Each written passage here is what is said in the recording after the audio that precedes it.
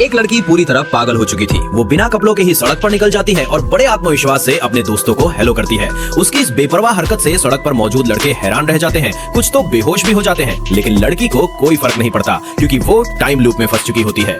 दिन में वो कुछ भी करे, लेकिन रात होते ही एक डॉल मास्क वाला कातिल आता है और उसे बेरहमी से मार देता है।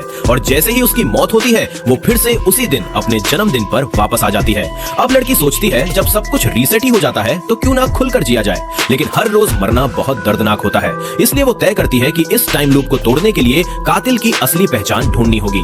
हर बार मरने के बाद वो एक एक शक वाले इंसान को लिस्ट से हटाती जाती है, लेकिन इस सब का एक साइड इफेक्ट भी होता है। उसका शरीर कमजोर होने लगता है, सिर दर्द से फटने लगता है। एक दिन वो अस्पताल पहुंचती है जहां उसे पता चलता है कि उसके शरीर पर कई जानलेवा चोटें हैं जिनका कोई लॉजिक नहीं मिलता।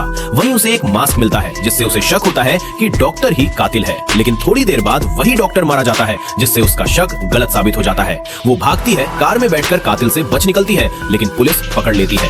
वो सोचती है कि जेल में तो कातिल नहीं आएगा, लेकिन कातिल वहां भी पहुंच जाता है और उसे फिर मार देता है। हर बार मरकर वापस आने के बाद लड़की टूटने लगती है। उसे लगता है कि शायद ये सजा है। फिर एक दिन उसे पता चलता है कि एक सीरियल किलर अस्पताल में भर्ती है। वो वहां जाकर उसे मारने की कोशिश करती है, लेकिन हर बार कुछ न कुछ गलत हो जाता है। आखिरकार एक बार वो किलर को मार देती है और सोचती है कि अब टाइम लूप खत्म हो गया, लेकिन नहीं, वो फिर से उसी दिन वापस आ जाती है। अब उसे शक होता है असली कातिल कोई और है। तभी उसे याद आता है कि एक बार वो केक खाने के बाद सोई थी और उसी दौरान मरी थी। तब उसे सच्चाई समझ आती है, उसकी अपनी रूममेट ही असली कातिल है। रूममेट ने केक में जहर मिलाया था और जब लड़की केक नहीं खाती थी तब वो दूसरे तरीकों से उसे मरवाती थी, यहाँ तक कि सीरियल किलर को भी इस्तेमाल किया।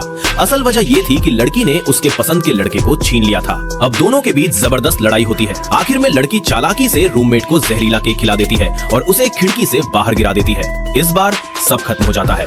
लड़की फिर से उठती है, लेकिन इस बार सब नॉर्मल होता है। कोई टाइम लूप नहीं, कोई मौत नहीं। अंत में पता चलता है कि उसका बॉयफ्रेंड मजाक कर रहा था और अब वो लड़की एक नई जिंदगी जीने के लिए आजाद है।